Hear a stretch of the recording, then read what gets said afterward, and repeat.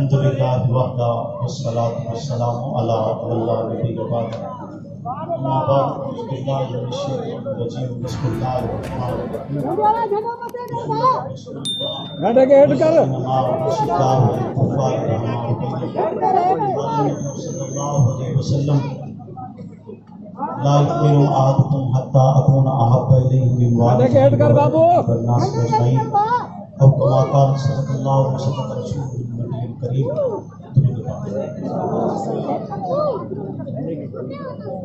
اللهم صل على محمد معدن الجود والكرم منبع الحلم والحكم وآله وسلم. محمد سے پیار کرتے ہیں تیرا احسان ہے مولا، ہماری بخشش کا بس یہی سامان ہے مولا. تیرے شاہ مدینہ چھوڑ دے جنت کے بدلے، یہ سودا ہم نہیں کرتے ہمیں نقصان ہے مولا. تیرے باغی تیرے شاطر بشر اچھے نہیں لگتے، تیرا سایہ نہ جن پر بسر اچھے نہیں لگتے. تیرے اصحاب سے مجھ کو محبت کیوں نہ ہو آقا، کسے اونچے گھنے ٹھنڈے شجر اچھے نہیں لگتے. میرے واجب الاحترام دوستوں بزرگوں، آج کے اس پروکار جلوس میں محترم سید فریل شاہ صاحب دامت برکاتہ العالیہ، حضرت علامہ صدر الدین بھٹو دامت برکاتہ العالیہ، حضرت مولانا زبیر بھٹو دامت برکاتہ العالیہ کی پرخلوص دعوت پر حاضری کا شرف حاصل ہوا ہے. اللہ کے عالم سے دعا کروں کہ مجھے حق اور سچ کہنے کی توفیق عطا فرمائے، اور حق اور سچ کہنے کے بعد مجھے اور آپ کو اس پر عمل پیرا ہونے کی بھی توفیق عطا فرمائے. یقیناً آج کا یہ اجتماع اور آپ کا ایک طویل سفر طے کرنا، اور اس گرمی کے عالم میں پسینے بہتے ہوئے آپ یہ عزم کر رہے ہیں کہ اگر محمد عربی صلی اللہ علیہ وسلم کی ذات بابرکات کے لیے ہمیں لہو بھی بہانا پڑا تو ہم اس سے دریغ نہیں. وہ پیغمبر کہ جنہوں نے یہ پیغام ہم تک پہنچانے کے لیے لا تعداد قربانیاں پیش کی، اور ایک مقدس جماعت ایسی تیار کی جو میری اور آپ کی ہدایت کا ذریعہ بنی. پیغمبر علیہ الصلوۃ والسلام غار حرا میں پروردگار عالم سے لو لگائے ہوئے، آج ہمیں یہ درس دیا جاتا ہے کہ بیٹھ جائیے مسجدوں میں، صرف لا الہ کیجئے، ایک ہی مقام پر ٹھہریے اور تلاوت کیجئے. آپ دیکھیے کہ وہ پیغمبر کہ جو وجہ وجود کون و بقا ہیں، وہ غار حرا میں رب سے لو لگائے ہوئے. رب اپنی وحی اتارتا ہے، وحی اتارنے کے بعد پھر کچھ عرصے کے بعد آپ کو حکم کرتا ہے جب آپ اس غار سے نکلیے اور اس قوم کو ڈرائیے، انہیں پیغام دیجئے، محض لا الہ کہنا نہیں بلکہ الہ کلمۃ اللہ کا وجود اور پوری کائنات پر لا الہ کا پرچم پھیلانا. یہ ایک پیغمبرانہ شان اور پیغمبر کا مقصد تھا. پیغمبر اس کے لیے تشریف لائے، آپ کو حکم ہوا آپ نکلیے اور لوگوں کو ڈرائیے. آپ نے اس زمانے میں لا الہ کا اعلان کیا جب لا الہ کہنا جرم سمجھا جاتا تھا، جب لا الہ کے الفاظ پر مقابلے میں پتھر برستے تھے، جب لا الہ کہنے کی تلاش میں راستوں میں کانٹے بچھائے جاتے تھے، جب لا الہ کہنے کے جرم میں شیخ ابی طالب میں معصور کر دیا جاتا تھا، جب لا الہ کہنے پر پابندی اس درجے تھی کہ وہ بیت اللہ جسے خالق کائنات کا گھر ہونے کا اعزاز حاصل ہے، اسی بیت اللہ کے اندر 360 بت موجود ہیں اور اللہ کا نام نہیں لیا جا سکتا. لا الہ کہنا جرم بن چکا ہے. اس زمانے میں پیغمبر حضرت محمد رسول اللہ صلی اللہ علیہ وسلم اپنی پیغمبرانہ شان کے ساتھ اسی پیغام کو لے کر جو خالق کائنات نے آپ پر اتارا وہ لے کر آپ اپنی منزل کی طرف بڑھے اور بڑھتے چلے گئے. پیغمبر نے وہ مشن، وہ نظام اور طاس نہیں بدلا. تکالیف آئیں تب بھی نہیں بدلا، پتھر برسے تب بھی نہیں بدلا. امی سوال کرتی ہیں کون امی؟ وہ امی کے جس کے بستر پر رب قرآن اتارتا ہے، وہ امی سوال کرتی ہے جس کے لیے جبریل سلام لے کر اترتا ہے، وہ ماں سوال کرتی ہے کہ جس کے دروازے پر صحابہ دست بدستہ خدمت کے لیے کھڑے رہتے ہیں، وہ ماں سوال کرتی ہے جس کی طہارت کو رب سورہ نور بنا کر اتارتے، وہ ماں سوال کرتی ہے جس کے لیے رب آیت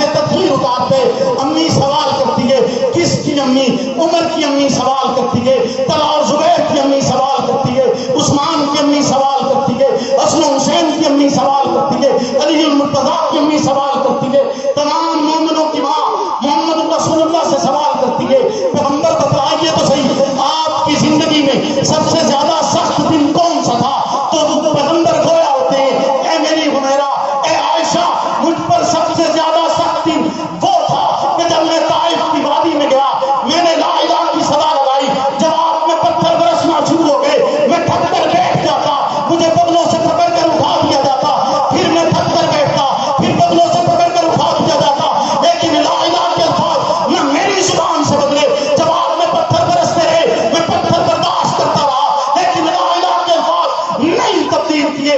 पैगंबर कहते हैं कि इतने पत्थर बरसाए गए कि मेरा जिस्म लहू से तर हो चुका था, इतने पत्थर बरसाए गए कि मेरे नाले लहू से भर गए थे, लेकिन पैगंबर ने उम्मत को सबक दिए कि जिस दौर में जो कहना मुश्किल हो, वही कहना ही दीन कहलाता है।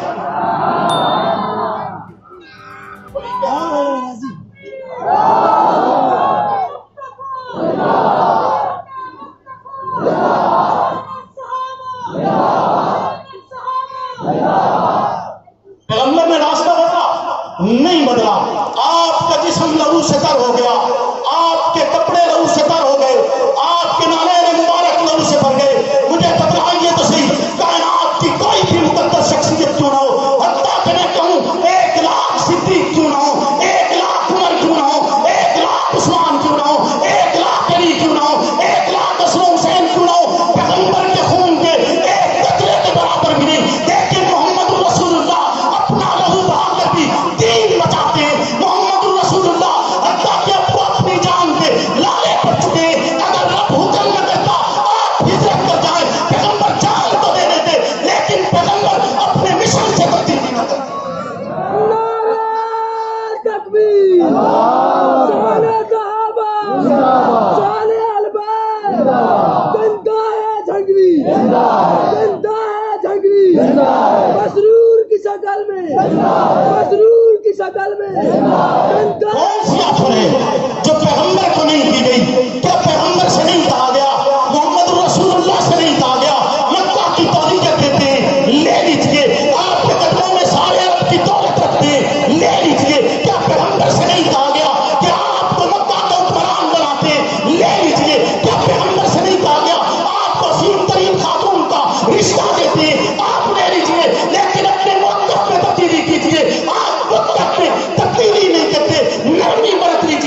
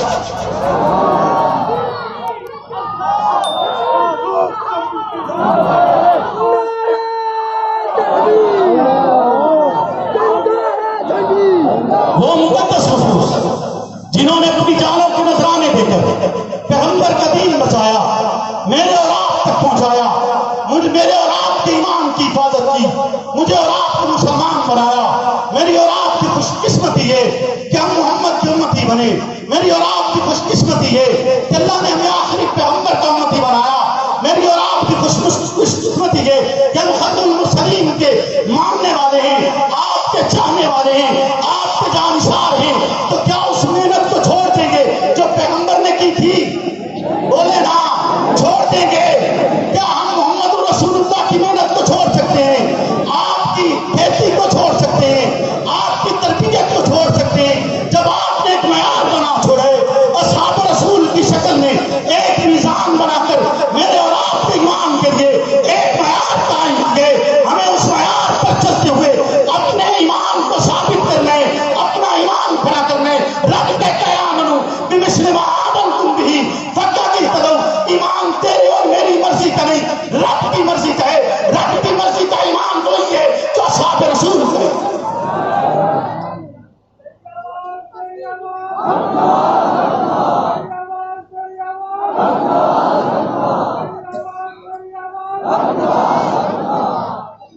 تو ہم یہ عزم کر چکے کہ صحابہ رسول صلی اللہ علیہ وسلم مقدس شخصیات کے لیے ہم اپنا سب کچھ دار دیں گے، لیکن اس نظریے سے پیچھے نہیں ہٹیں گے، اس بات سے پیچھے نہیں ہٹیں گے۔ میں آج بھی اپنے والد محترم کے وہ الفاظ سنتا ہوں تو مجھے محسوس ہوتا ہے کہ کس شدت کے ساتھ حق نواز نے صحابہ رسول کو چاہا۔ کہ حق نواز اپنی تقریر میں کہتے ہیں کہ میں نے اپنے بچوں کو وصیت کی ہے میرا وجود بھول جائیں، وہ جیتے جی اپنے بچوں کو یتیم کرتے یہ پیغام دیتا ہے کہ صحابہ رسول کے لیے انسانیت کی کوئی قیمت نہیں ہے، لہو کی کوئی قیمت نہیں ہے۔ میرا اور آپ کا وجود کیا پیغمبر کے وجود سے اعلیٰ ہے؟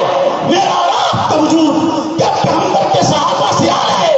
میرا اور آپ کا وجود کیا پیغمبر کے ان تبع تابعین سے اعلیٰ ہے؟ کیا میرا اور آپ کا وجود احمد بن حنبل سے اعلیٰ ہے؟ کہ احمد بن حنبل کو کوڑے برداشت کرے، موقف تبدیل نہ کرے اور میں اور آپ کا چاہے؟ کیا تیرا اور میرا وجود شاہ ولی اللہ سے اعلیٰ ہے کہ جس کے دونوں ہاتھ کتوں سے بیکار کر دیے جائے لیکن وہ اپنے موقف میں تبدیلی نہ لائے؟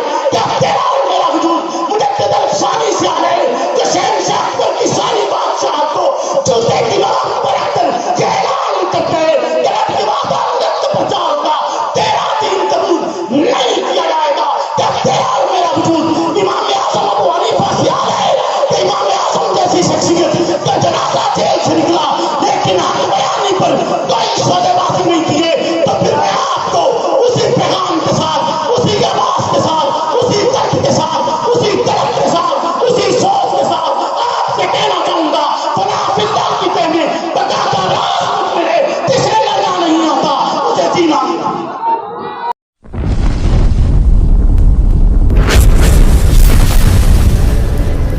Subscribe my YouTube channel.